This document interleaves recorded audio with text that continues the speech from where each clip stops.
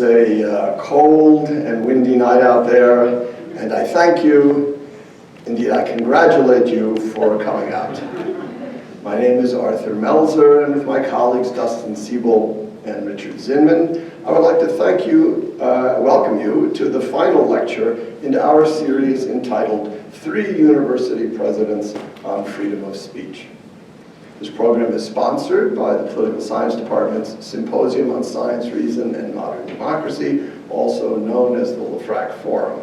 The symposium is partly supported by funds from the LeFrak Foundation of New York City, as well as a We the People grant from the National Endowment for the Humanities.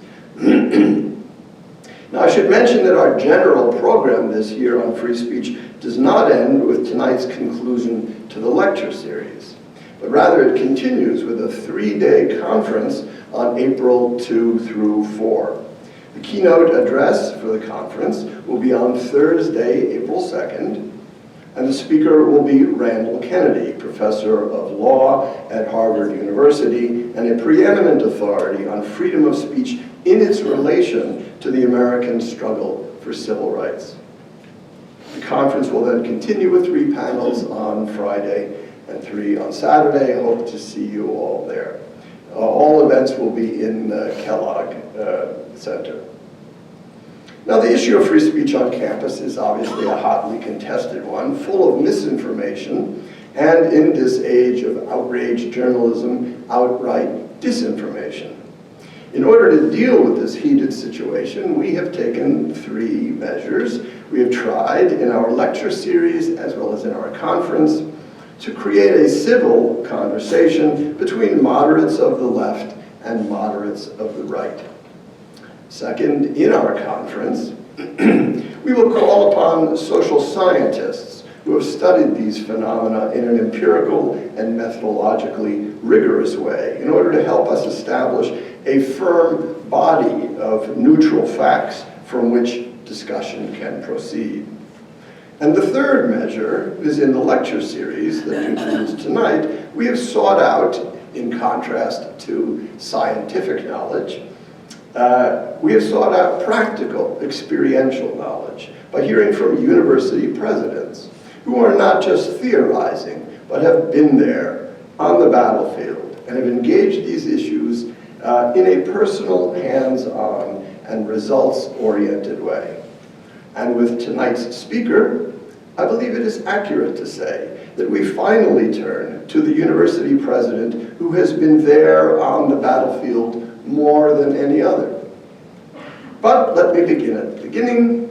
The person you know as MSU Interim Provost Teresa Sullivan began life in Jackson, Mississippi, a town which she left as valedictorian of Jackson High School in order to attend a Midwestern university called Michigan State University, which recruited her as a National Merit Scholar winner. There, she was in the first class at James Madison College, graduated Phi Beta Kappa, went on to the University of Chicago for a PhD in sociology. And from there, she went on to a very successful academic career where she authored or co-authored 5 books, 2 of them award-winning, and countless articles, taught at the universities of Chicago, Texas, Michigan, and Virginia, receiving 5 major teaching awards and becoming a fellow of the American Academy of Arts and Sciences. Sorry if I'm speaking quickly, but there's a lot of events to cover here. But all of this was she was just getting started. She then began turning in the direction of administration and rose to become Executive Vice Chancellor for Academic Affairs at the University of Texas system. After that, it's my sad duty to inform you that her life took a dark turn. She became Provost and Executive Vice President for Academic Affairs for the University of Michigan. I share your horror.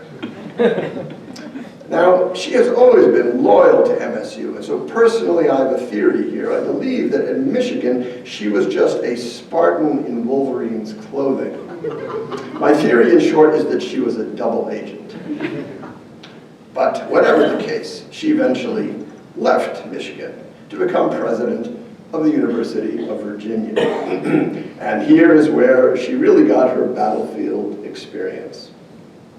Because she was there in Charlottesville when the Unite the Right rally took place, which of course degenerated into a riot, and all of this was not exactly respecting the boundaries of the university's property. And throughout all these events, it is fair to say, and they were complicated, and there were many back and forward movements, but through all of these events, she kept her head, steered a balanced and thoughtful course.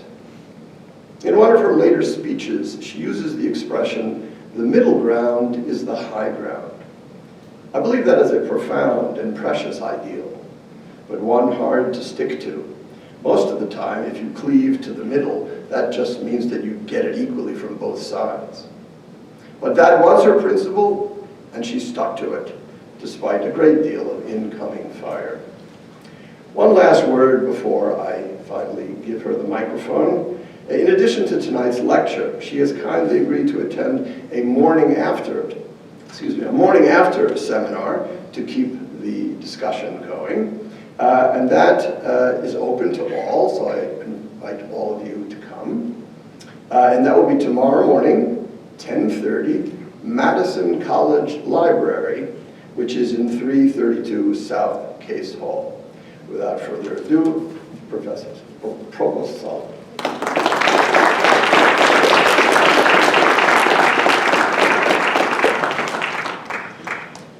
Thank you for coming out on this very cold afternoon, and thank you to the organizers of this seminar, which I think has brought many interesting and engaging subjects to Michigan State University. This one, of course, is one of the more difficult, I believe. My lecture this afternoon is based on an article that's forthcoming in the Gonzaga Law Review. But as my thinking continues to evolve in this, I'm interested in engaging in a discussion with you around some of the key issues. And particularly tomorrow morning, I'm looking forward to hearing some of your thoughts and perspectives, particularly because your experience of these issues is likely to be different from mine. My basic view of this is that free expression needs the university. Free expression is not just the prerogative of the academy. Citizens, and students included, have the rights of free speech and expression. And while only a small fraction of the inhabitants of most countries will ever be at a university, the university has disproportionate influence in the realm of ideas.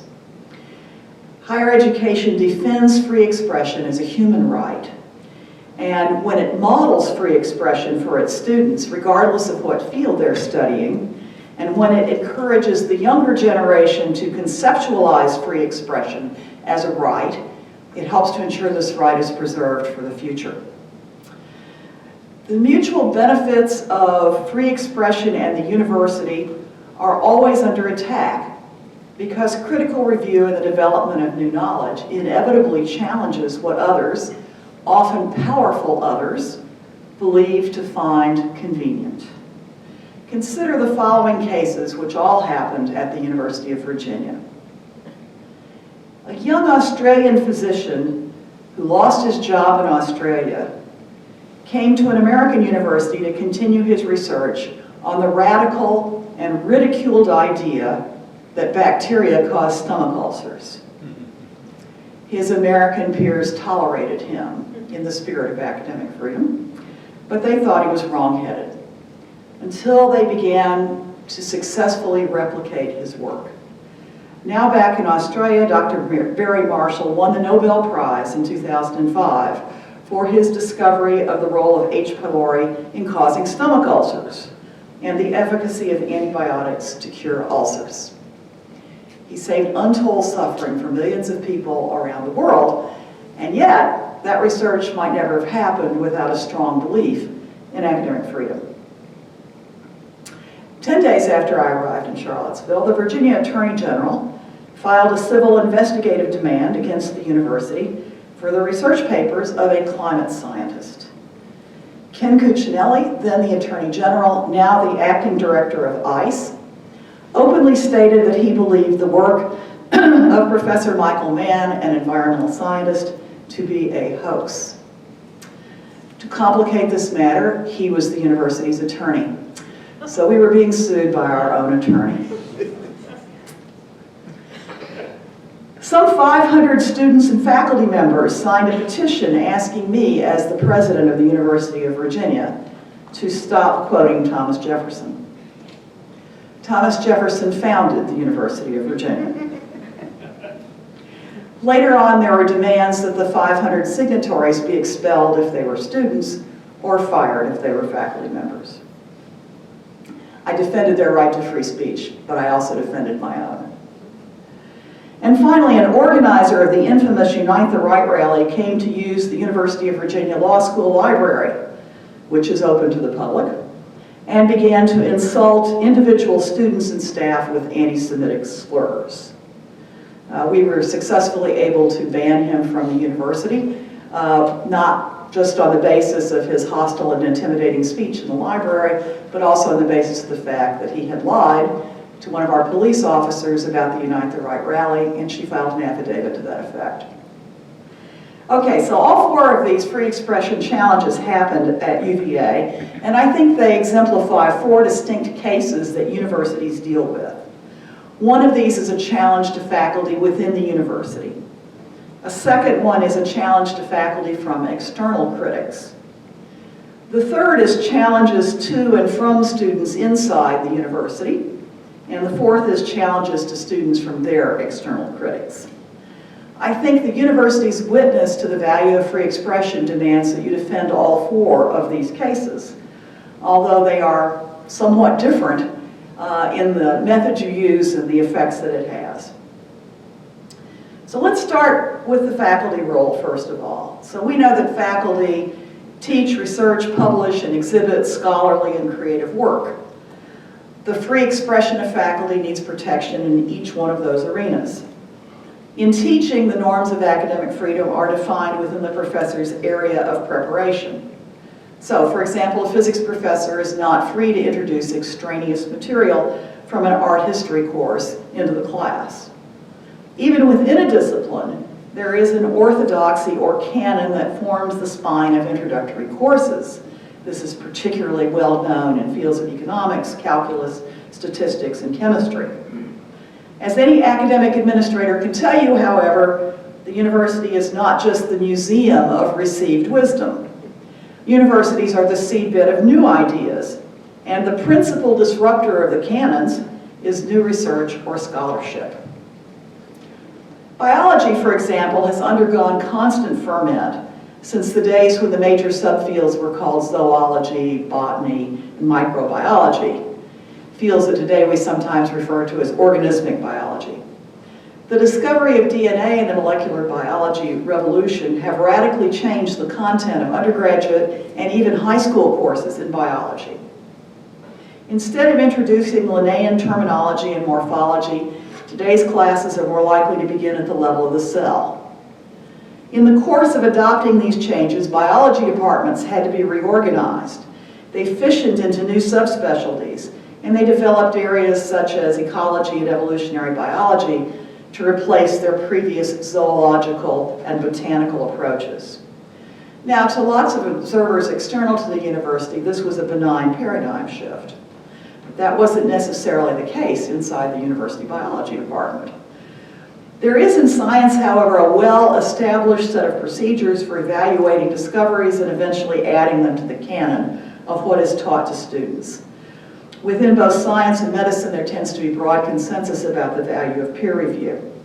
Dr. Barry Marshall's research on the bacterial causes of ulcer and its replication and success in subsequent clinical trials persuaded his critics, and today antibiotics effectively treats the bacteria that cause ulcers.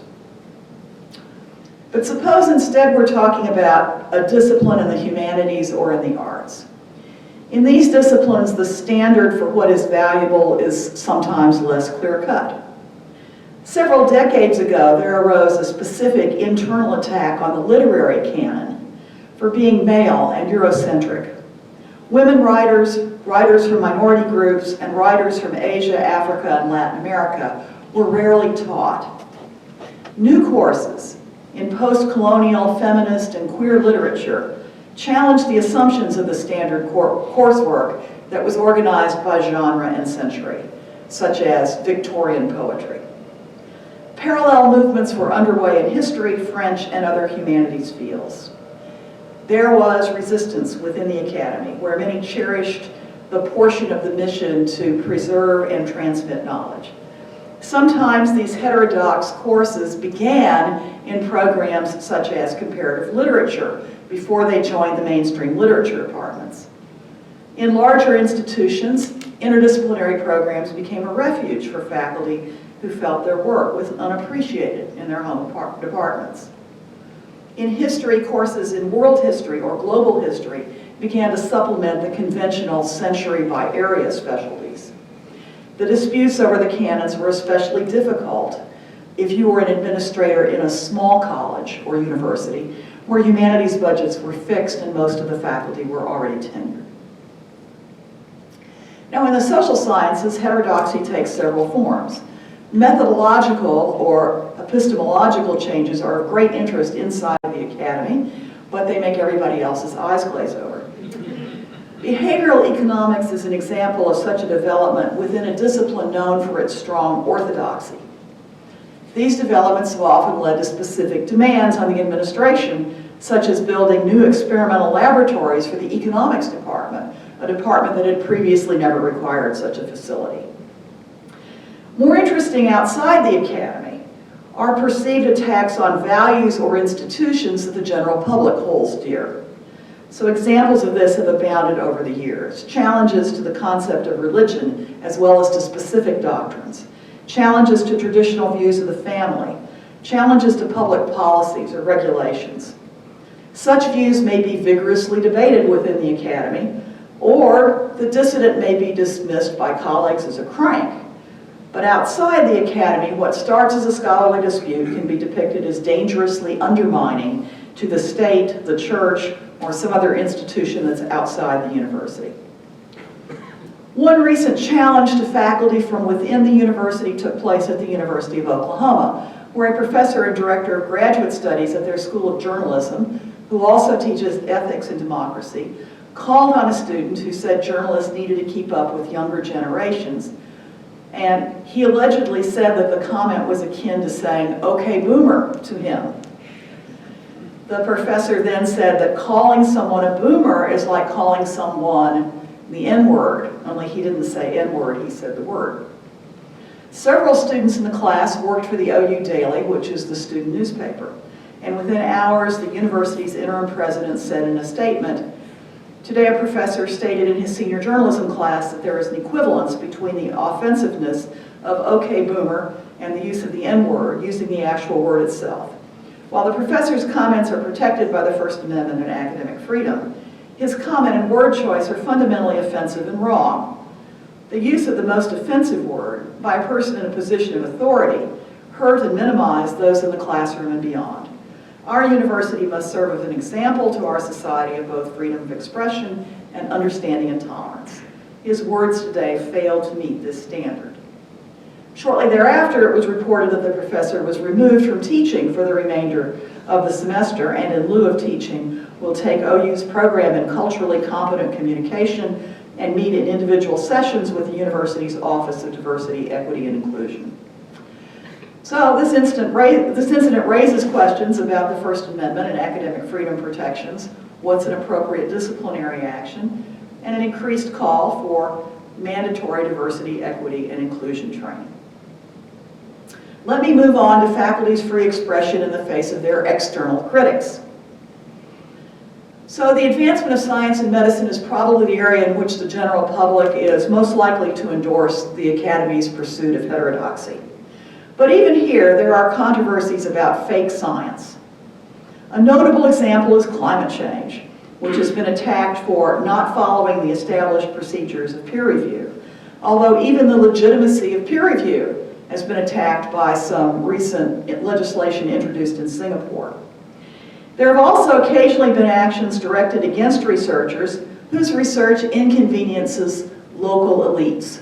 For example, the biologist who discovers that the habitat of an endangered bird species exactly overlaps the real estate owned by a local developer. Some religious fundamentalists attack evolution as taught in biology and geology, and they argue that intelligent design should be added to the subject matter.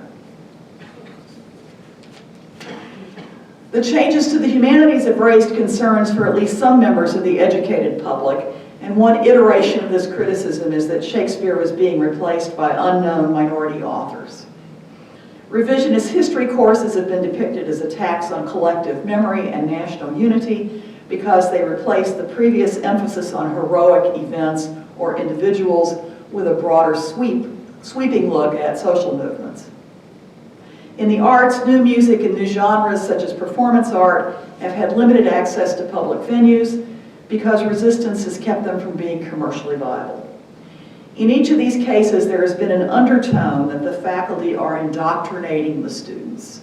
And nearly always, it is an assumption that they're being indoctrinated into being leftists. Developments in the social sciences are likely to be even more upsetting. Challenges to what was taught in social science classrooms were a regular feature during the McCarthy-era's fear of communism. In the 1960s, resistance to the war in Vietnam, advocacy of civil rights, and resurgent feminism and the new gay rights movement were criticized as topics the general public did not want to see taught to students by educators. Since the McCarthy era, the open attacks on what the faculty researches and teaches have been carried out in public media and sometimes in political campaigns, but until recently have been relatively rare in terms of enactment of laws or regulations. When the attacks occur, it's been the role of higher education, usually represented either by professional associations or the presidents of institutions, to defend the right of faculty members to express their views.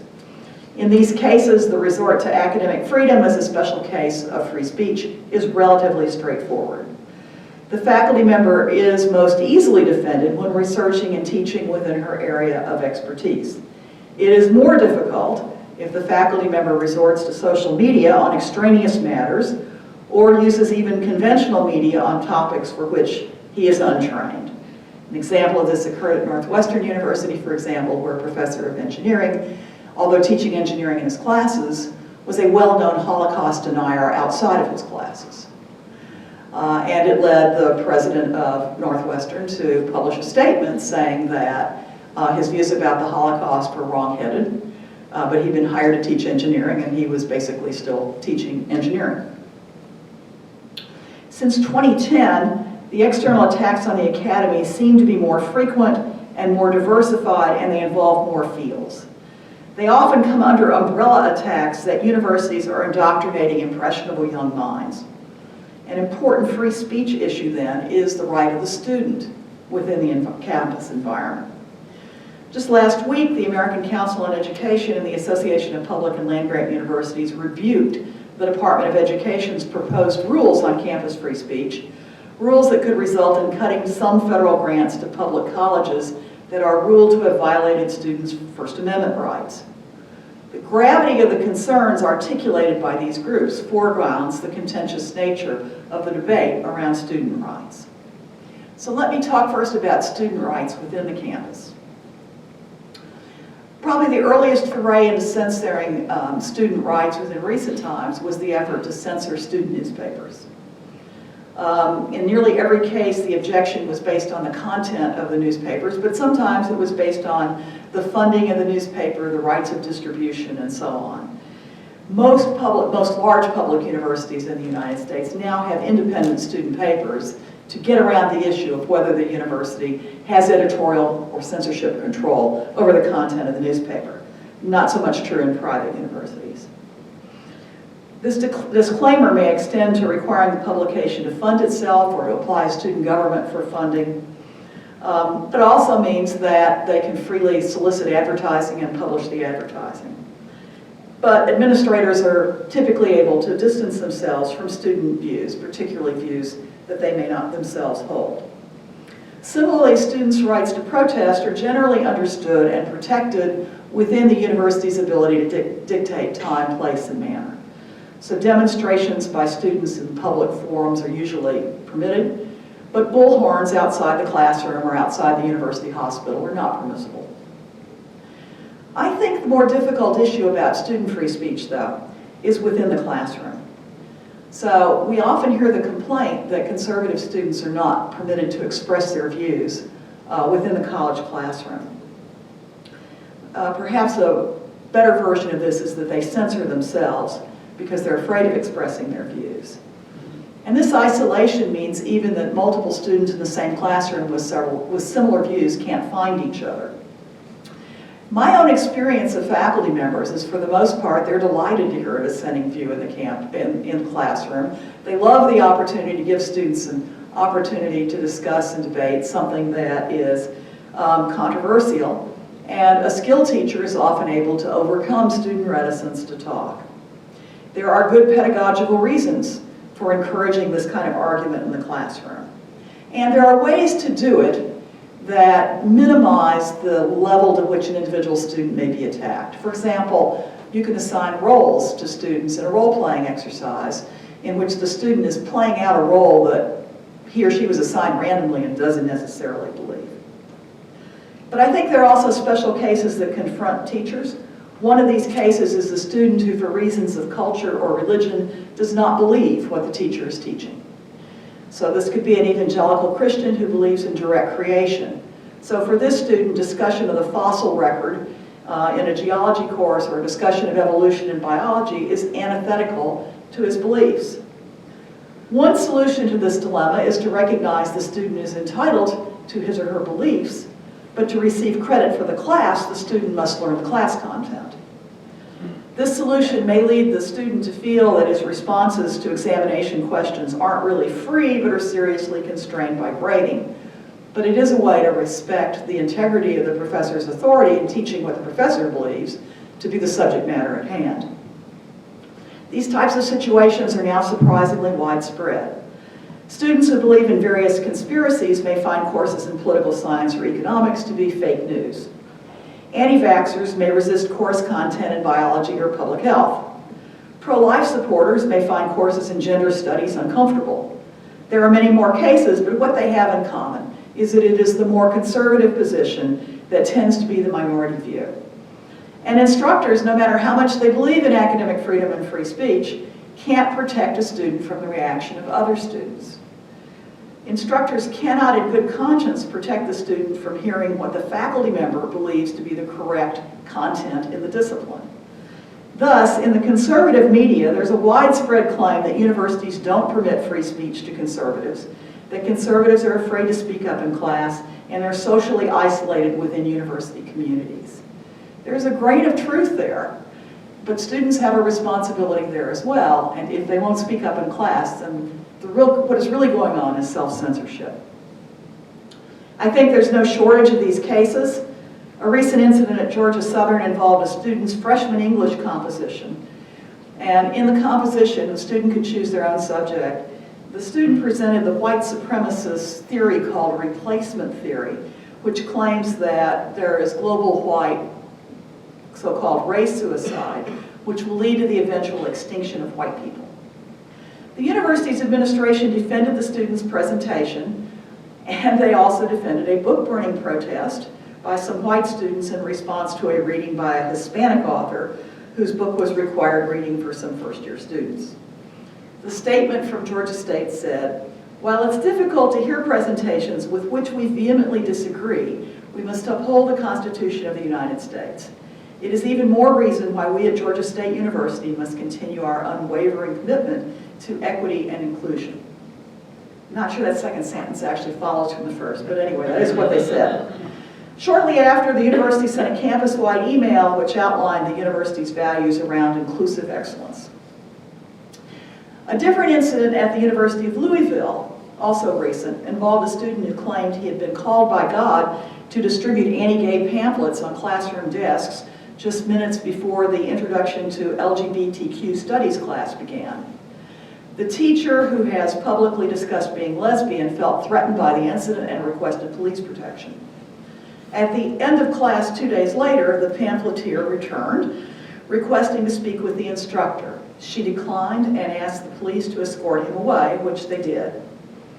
About 1 week after university administrators cited state law and university policy that prohibits public institutions from limiting students' free speech rights, they changed their position and issued a no-contact order between the student who distributed the pamphlets and the professor, also all the students in the class.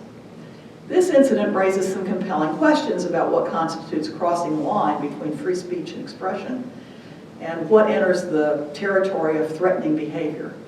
It also challenges the domain of the classroom as the teacher's domain, and raises the issue of the difference between intent and impact. Let me go on to students' free expression and their external critics. So external critics typically see themselves as protecting students in one of two ways. They are protecting students from what's believed to be harmful or incorrect teaching, or they're preserving the student's right to believe, speak, and write as they wish. Critics who want to protect students from error are usually unsuccessful in stifling entire bodies of teaching or getting particular faculty members fired. Sometimes they're successful, at least in short term, especially with teachers who are untenured or adjunct. But more frequently, their intervention takes the form of providing speakers to offer correct points of view. Correct can be read here as a synonym for unpopular points of view. Sometimes these speakers are invited by faculty. More recently, they're more likely to be invited by a student group.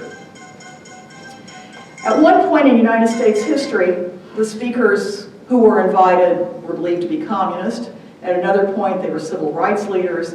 Today, these speakers are often opposed to what they believe to be campus political correctness.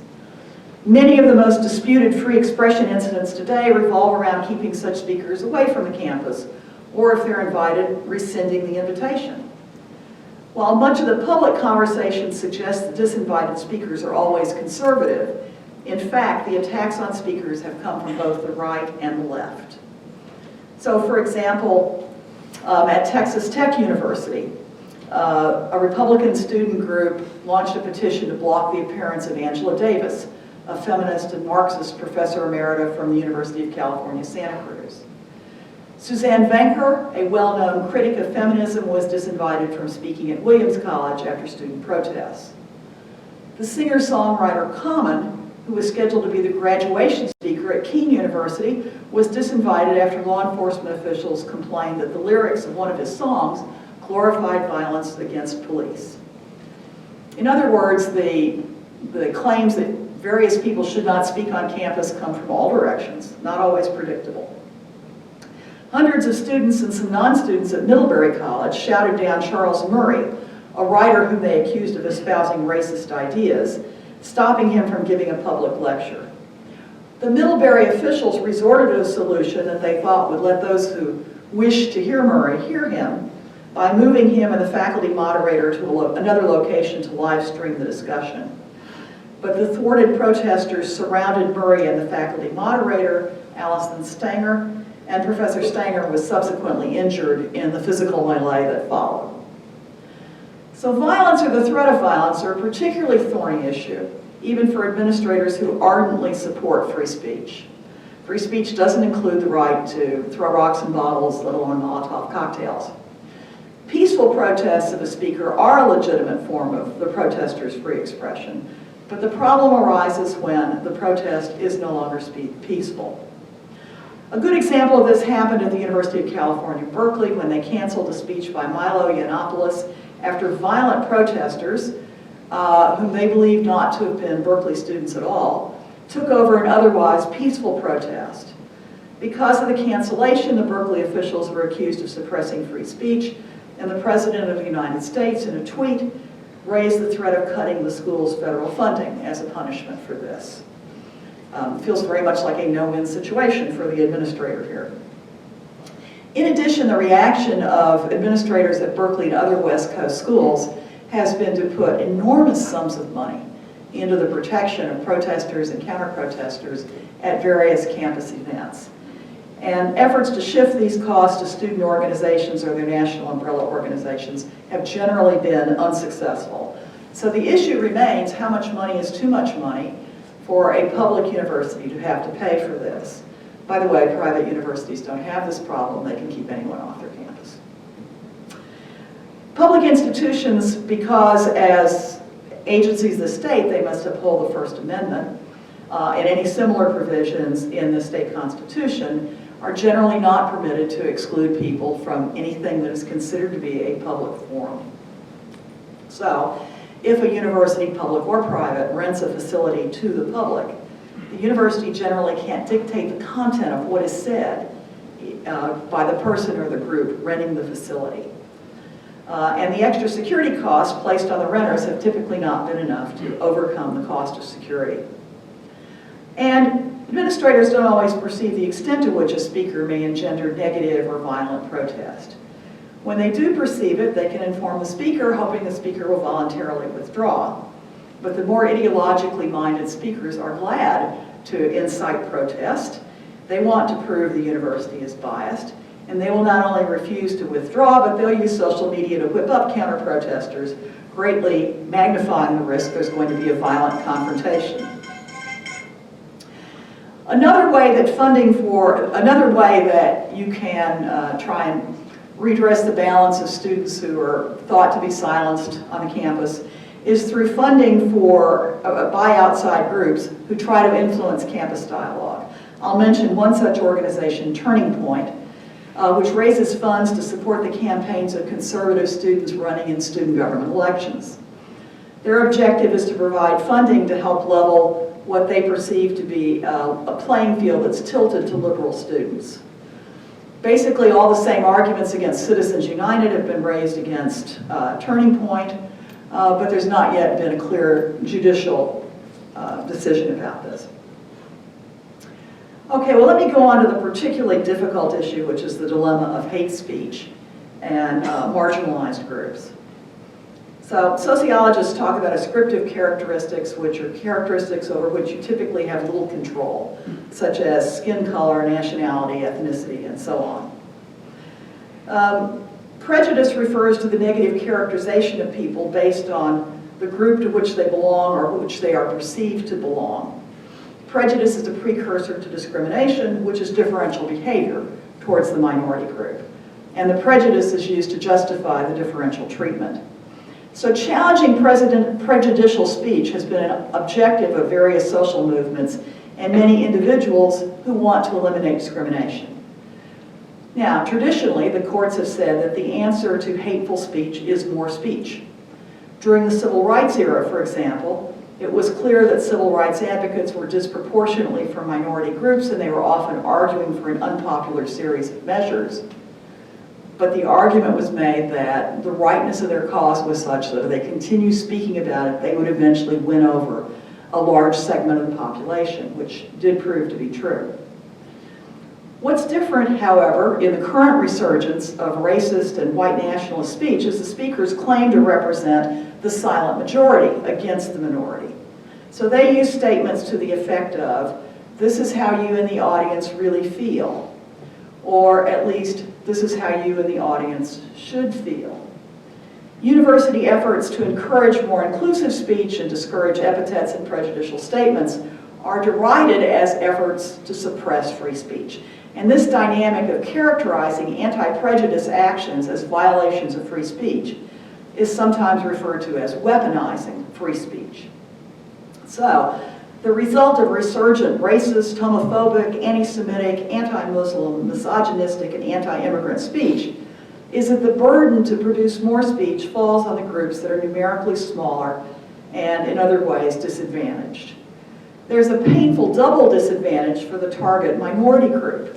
Not only do they objectively suffer whatever effects of discrimination are aimed their way, but they must also hear various stigmatizing statements announced at their own university by the speakers.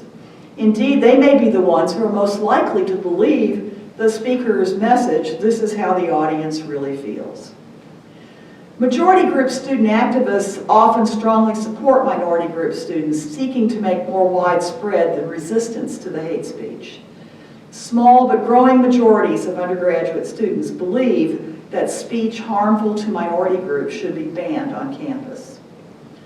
Faced with a long list of legal precedents construing the First Amendment, these activists argue the law is wrong. They may also argue that the Constitution is a racist document and should not be used as the basis for decisions at the university, such as protecting free speech. Conservative pundits, columnists, and controversial speakers strike back, not always distinguishing between the position of the university itself and the arguments of the activists. Outcries against hate speech predictably are met with patronizing disparagements of the students as snowflakes. The implication of this term is the student activist will melt if they hear anything they believe to be offensive. Not infrequently, there are also calls to fire the administration and blame of the overall culture of the university. This is a particularly difficult situation for historically white colleges and universities. Despite decades of efforts to produce more diverse student bodies and faculty, most of them remain predominantly white and upper or middle class. Every university wants its students to feel welcome and able to make the best use of their time at the university. Instead, students in marginalized groups report that they feel fearful of open or covert acts against them based upon prejudice. A good example of such an act is sidewalk chalking, which contains often various epithets ridiculing minority groups or other hateful comments about minority groups, and it's been reported at many universities. This chalking is always done anonymously and in the dead of night, and because chalk will wash away in the next rain, it's hard to go after it as vandalism. If the because the chalking is anonymous, the minority student wonders if the chalker is a classmate, a hallmate, or someone else she knows. Particularly for African American students, the nighttime anonymous intimidation of hateful chalking is reminiscent of the Ku Klux Klan. Having a speaker who is openly prejudiced can be interpreted as an endorsement by the university, even if it was a student organization and not the university who issued the invitation. A university's defense of free speech can be interpreted as code language for it's okay to think that and to say that and even to act upon that. And yet simply suppressing hateful speech, at least at public universities, fails in litigation and usually in the court of public opinion. Overtly suppressive speech codes have been struck down, and some more pragmatic concerns for limiting speech, such as concern for the safety of the speaker, are dismissed as pretext. Administrators do have a few tactics short of outright suppression to counter hate speech. One is to depict the hate speakers as the real minority, because most of the university community subscribes to the norms of diversity and inclusion. An example of such a tactic is the counter speech, located in another part of the campus, preferably at the same hour, with the university leadership visibly present. This tactic has the added advantage of reducing the chances of a physical confrontation at the site of the hostile speaker that could lead to violence. In a more hortatory vein, administrators may issue a call for solidarity, restating the university's core values, and in the process ensuring the hate speaker is not implicitly endorsed by the university. And sometimes the university is successful with sly guerrilla tactics. So, for example, at the hour when white nationalist Richard Spencer was slated to speak at the University of Florida, in a rented facility which was open to any member of the public to rent, the campus carillon began to play Lift Every Voice and Sing, sometimes described as the Black National Anthem. But these tactics are usually insufficient to reassure the external community of the university's commitment to free expression, or of the reason for that commitment. Managing this is hard when speakers at both the original protest and the counter-protest blame the university, openly or implicitly. In Whitney versus California, Justice Louis Brandeis wrote in his concurrence, "If there be time to expose through discussion the falsehoods and fallacies, to avert the evil by process of education, the remedy to be applied is more speech, not enforced silence." In the case of hate speech against minorities, there is no reason to believe that a retreat from free speech would encourage the goal of equality in any but the most limited way, limited in both time and space. Instead, the robust encouragement to more speech remains the university's best approach. It is true that hate speech is discouraging and painful, and administrators feel a natural desire to protect students from the pain. I think this is doubly true because most administrators are personally offended by the hateful speech, and it works against years of seeking to create more diversity in campus life. But you cannot leave the resistance to hate speech just to minority faculty and students, because they're the ones already under attack. Instead, I think the minority group needs allies in both the administration and the faculty who will come to the defense of the marginalized groups. That's not to say that minority students and faculty should not speak out. Of course, their voices are uniquely valuable, but they shouldn't be the only ones to speak out. Indeed, efforts to protect minority students from hateful speech during their campus years doesn't protect them from that same speech once they leave college. And so learning to defend themselves forcefully against hate speech is a useful skill. And neither majority group nor minority group students will sharpen their mastery of counter-argument unless they practice. And that's a skill they need after they leave the university in the future in their roles as citizens. But theirs can't be the only voices. John Stuart Mill argued that listening to the speech we hate is prerequisite to designing the best arguments against hateful speech. University of Chicago administrator made the argument that learning to argue against uncomfortable ideas is a form of intellectual toughness that today's students need to acquire. These are important arguments as to why suppression of hate speech is not good, even for the people who are the targets of the speech. But perhaps the most important response for administrators is to do the intellectual work to demonstrate free speech is not the natural enemy of equality, regardless of our students' experience of recent years. Free speech in the past has been the safeguard of members of disadvantaged minority groups. Without a crystal ball to predict the future, no one can guarantee that a particular group will not be a target group at some point in the future. The good free speech can do in protecting minority group speech is greater than the good that would come about from its suppression. As we see authoritarian movements around the world, one of their major objectives being to suppress free speech, we can see the damage that happens when the case against free speech is successful. We need to promote both free speech and promote diversity and inclusiveness, and they can't be a mutually exclusive relationship. With the right to free speech firmly established, we need to create inclusive environments on our campuses in which everyone feels free to exercise that right. So how do we do that? Brandeis's solution was more speech. So when members of university communities learn about verbal insults that include racist, sexist, homophobic, ethnic, and other forms of bias, we need to join together to denounce them and to support those who have been targeted. Second, we need to continue efforts to diversify our faculty, staff, and student populations.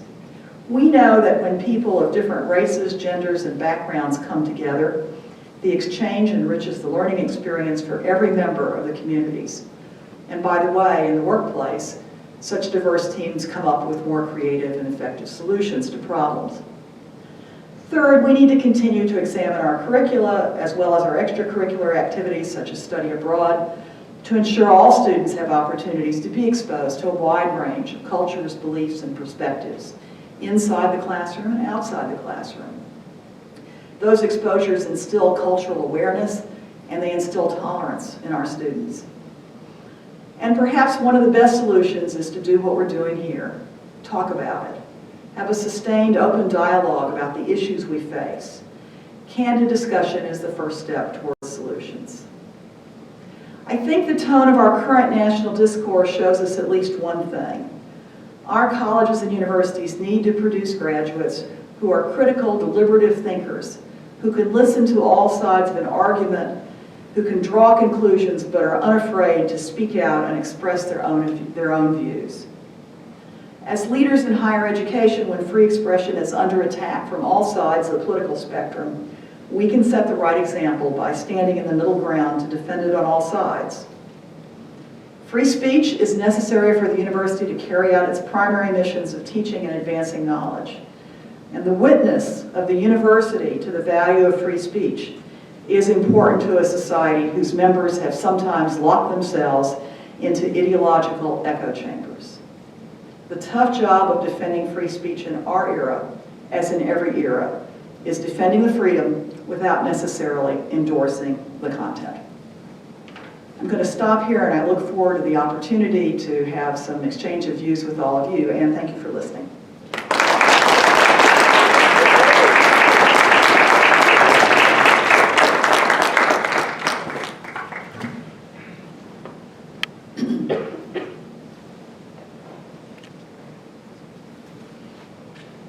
Or we could all go have dinner. Yes. I want to comment about one thing, which, you know, I can't comment about one thing without commenting on something else, but race is a very difficult situation in our country, and it would not surprise me if different kinds of classes, you know, but it might, you know, be subculture somewhere else where everyone's either white or black or whatever. But the thing that, so it's difficult to even have a dialogue with people. But the thing that lately has been sort of like given me a discordant feeling is you use the thing about the okay boomer and the N-word. Even the fact that you said the N-word, but you said the whole word, you know, I kept thinking about, if I say the F-word, does everybody in this room know what that means? It's this weird thing where the word itself has this power, which it can, you write it a couple minutes later, you say queer studies. As a boomer, I know that that was an insult of the deepest kind not very long ago. It's been, in my understanding, taken over as a sort of, you know, empowerment, if you want to use that word about it. And then some people would say that that's also true of some people in the N-word. So my point, that the part that causes me this unease is that the words themselves have to be taken in context because they are genuinely, and apparently boomer can be quite an insult, but they're genuine, but they're in context. This can be some real hate speech, but just the saying the word itself creates this minimalization. The next thing you know, you're a snowflake because you say, why can't a person say a word if it's in context? So if I quoted the worst thing Adolf Hitler ever said, and I'm a history teacher, that doesn't make me saying, I think we should kill millions of people because they're inferior, but I'm reporting what somebody said in history, and I might have a point that's important to understand as we have to fight to keep that from happening again. So my question has to do with the volatility of even using the word in any context, that the word itself is the end of the discussion. Does that make sense? No, I think it does make sense. I mean, this is an issue English teachers who teach Huck Finn have faced for years now. And you're exactly right. There are some words that are simply radioactive in the lexicon. And you're right that queer used to be such a word, and now it has been adopted. That's what the Q is in LGBTQ. Boomer, I think, hasn't reached that level of general acceptance as a negative term. I'm a demographer. We refer to generations by names all the time, and baby boomer is simply the name of the generation born immediately after World War II.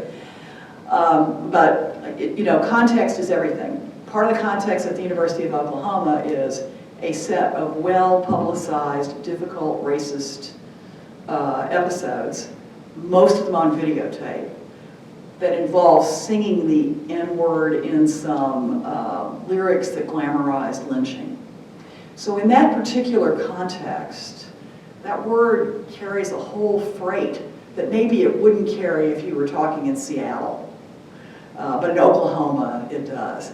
I think it points to the necessity to be, you know, culturally aware ourselves when we're teaching about, you know, words, phrases, uses, and even explaining our own context for understanding and talking about something so people understand it. In your example of the history professor who's quoting Adolf Hitler, well, the students presumably understand that he isn't Adolf Hitler, that he's not an admirer of Adolf Hitler. This is simply something that he's telling them that Hitler said. So presumably the context there is clear, but I do think faculty have to sometimes be really clear about the context of what they're talking about. I would say another area where this gets to be really problematic is religious studies. where it's very easy for students to believe that something a faculty member has said is actually ridiculing or making fun of their personal religious beliefs, when in fact it is simply reporting information from scholarly literature. It's not easy. I agree. I think it's not easy. You know, I actually think in the case of Oklahoma, I don't know why they took the actions they took. So, I mean, I'm not privy to understanding what that administration did or why they did it. I'm not sure I would have handled it the same way. Yes, back in the back. Yeah, so you talked about like free speech in the classroom having, you know, some nuances that might not be like common to just free speech in general. Like obviously, if you're just like talking to some person, you know, in the street, participating in the national discourse, you can like walk away from that at any time. Whereas like in the classroom, not only are you like in this kind of social structure that is the classroom, but like you kind of have to be there. So like to what degree and in what ways does that like lead to a difference in terms of like what type of restrictions can be placed on speech, and like is there ever a place for that?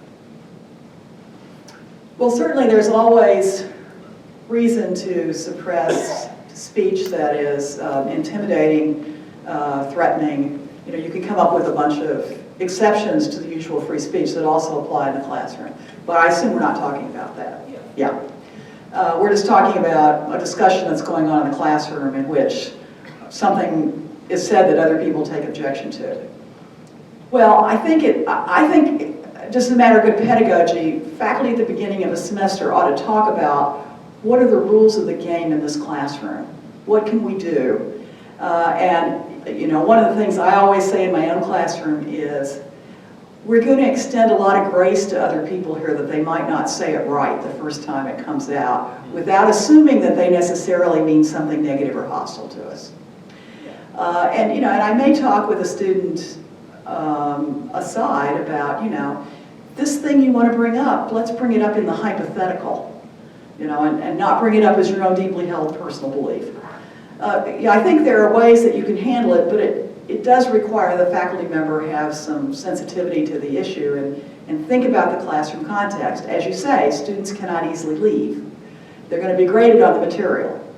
And while you can say to them, you don't have to believe this material, you just have to learn it, as is the case with the biology professor and the student who is a creationist. It's not always so easy when you belong to a group and you feel that entire group is being attacked in the class. Yeah. I agree it's a difficult issue. You know, I'm afraid what I did here this afternoon was mostly to exposit a lot of difficult issues without necessarily a lot of solutions. Yes? So yes, I was thinking about the solutions. We talked about a lot of issues, and I wonder, you have this history with MSU, but also you're here for a relatively short period of time, and I wonder what perspectives you would say about what should we be doing differently or better. So the question was, you know, whether I have a perspective on what MSU could be doing differently or better. I actually think the way Michigan State handled Richard Spencer's speech when he was here was good. You didn't refuse to let him speak, just put him down there in the auction barn. I had a perfectly good reason for doing it because the Red Cedar was flooding, and so facilities on the central campus were not usable and so on and so forth. That event, by the way, bankrupted his organization. The reason is the business model for his organization was winning lawsuits he filed against universities that refused to let him speak. So if you let him speak, his business model was destroyed. So actually, University of Florida and Michigan State put him out of business between the two of them. Anyway, I thought Michigan State handled that one really well.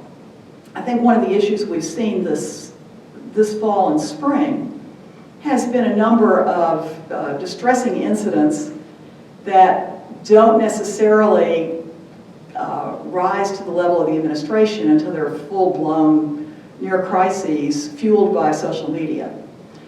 In part, that's because undergraduates often assume that if they know a thing, you, the administrator, must know the same thing.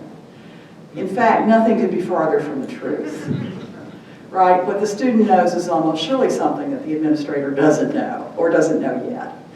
And a lot of things happen at 2 o'clock in the morning when administrators, frankly, are usually asleep. So I do think we just had this kind of problem that by the time you wake up in the morning, the thing is already a big issue and you don't even know what happened. That's the next thing. Administrators have, a legitimate need to figure out what happened before they send out a statement endorsing one side or the other in a controversy. And very often it takes a while to figure out what was it that actually happened. Meanwhile, the various narratives of the incident have been rolling on for a while. So I think that, I think MSU has done as well as most universities are doing right now, and all of us are having trouble with it. It's not just MSU, it's everybody. And some things I think we've done better than most. President Stanley is very committed to to creating a requirement for training on inclusion and diversity and inclusion. That won't be a one-size-fits-all, so it's not that everybody has to get on the internet and take the same online training. It's going to be handled in different ways in different places. For example, all the faculty on engineering just had a seminar on implicit bias. So different things would satisfy the need in different parts of the university. I would think in School of Social Work, for example, they don't really need to hear about implicit bias. They know that. They're ready for something at a more advanced level. But I think that that is a welcome sign and might help people sort of think through issues where they might not have handled a classroom matter as well as they could have. And every one of us who has taught for more than 3 days knows that there are things that you could have handled better than you did. And we've all got things to learn about that. The other thing I think we have to remember is what a remarkable thing we ask 18-year-olds to do when we bring them here. American society has become more homogenized than ever in terms of the relatively small social circles most of our high school students are in. In many states, they're in schools that are more segregated now than they were in the 1960s. They often live in gated communities. Their family members talk only to other families of similar backgrounds. And the first time they've ever been in a really diverse place is when we put them here in a residence hall with lots of other people who come from all 50 states and 100 foreign countries. And they don't have any experience of this or any way of dealing with it. And like the second day, they say something wrong. And they're abashed. They didn't know it was something wrong. They don't understand what happened or what they did. We are asking these 18-year-olds to carry the burden of 400 years of racism in the United States. Because the rest of the society hasn't figured out how to do this either. And so we are expecting something from them that, frankly, we can't demonstrate ourselves. We hope that eventually American society will be comfortably diverse, but we can't say right now, we can say we're diverse, we can't say we're comfortably diverse. We have a long way to go. So some of what's going to happen at university campuses is always going to happen because of this experience of the 18-year-olds who are really new to cultural diversity. And that's despite whatever their own good intentions and pureness of conscience might be. So from that perspective, can't guarantee things are going to get better anytime soon. I can tell you that there is a really determined effort to do a better job of recruiting people from different backgrounds to be students, to be staff members, to be faculty members. And we're seeing some success with that this year. So I think next year you will see that there's a slightly different look to the people that we're able to collect together at Michigan State. Yes? Katie? So I'd like to follow up on that to talk about, none of the speakers in this series so far have really talked in depth about the relationship between residence hall life and the classroom.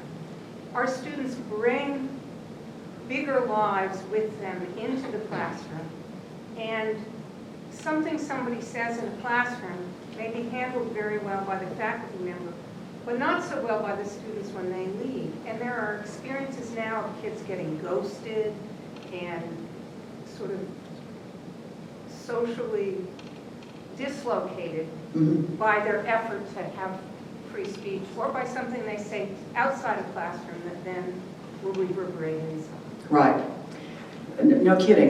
You know, and that's a problem here, certainly in the residential colleges, but it's really a problem at a little school where everybody knows one another and they all live together, and you know, any kind of controversy can end up blowing up and blowing up disastrously. You know, part of this is the ability for not just free speech, but anonymous speech.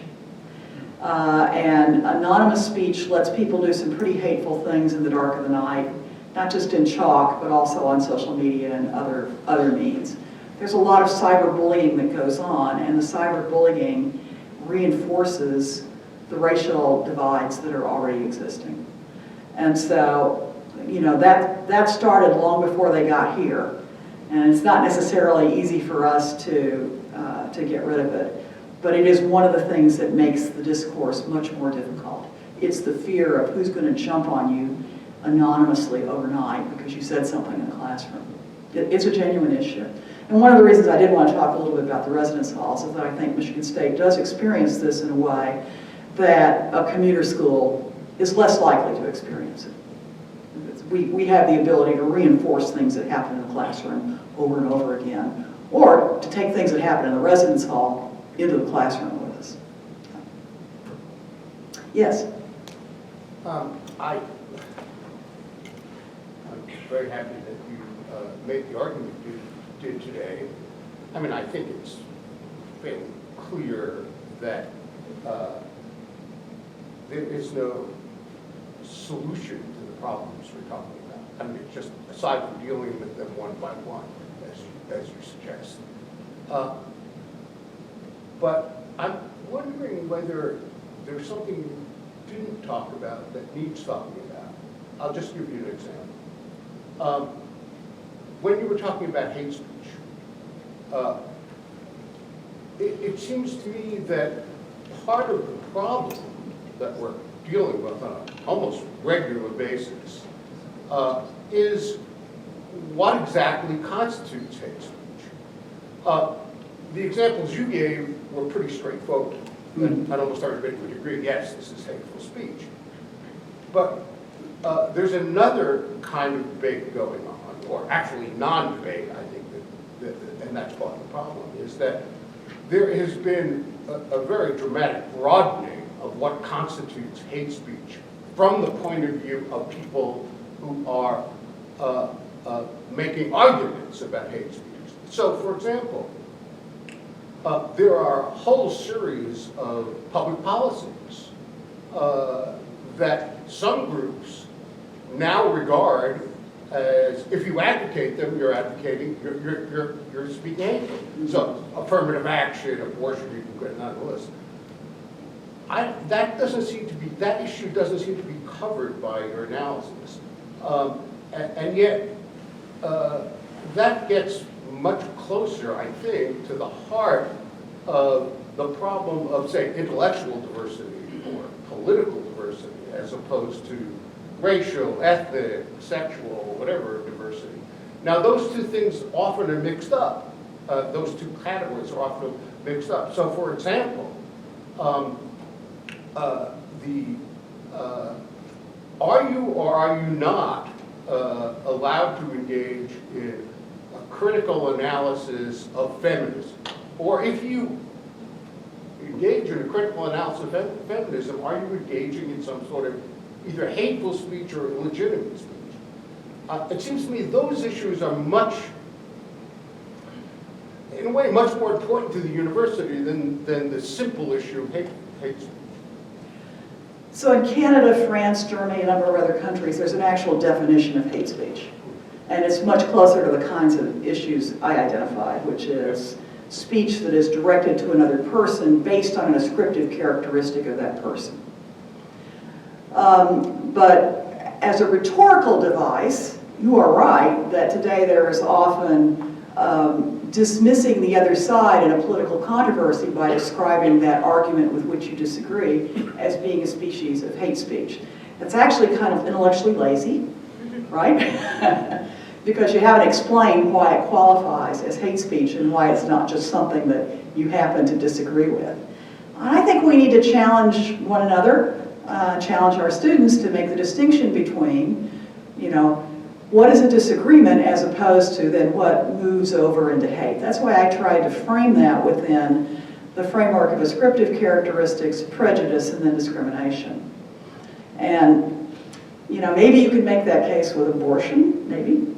I think it's much harder to make it with some of the other public policy arguments that sometimes today are derived as hate speech. For example, if you don't believe in the Affordable Care Act, then that's an example of hate speech. It does have important ramifications by social class and by race, but that's presumably not the only thing that's led to your having opposition to it.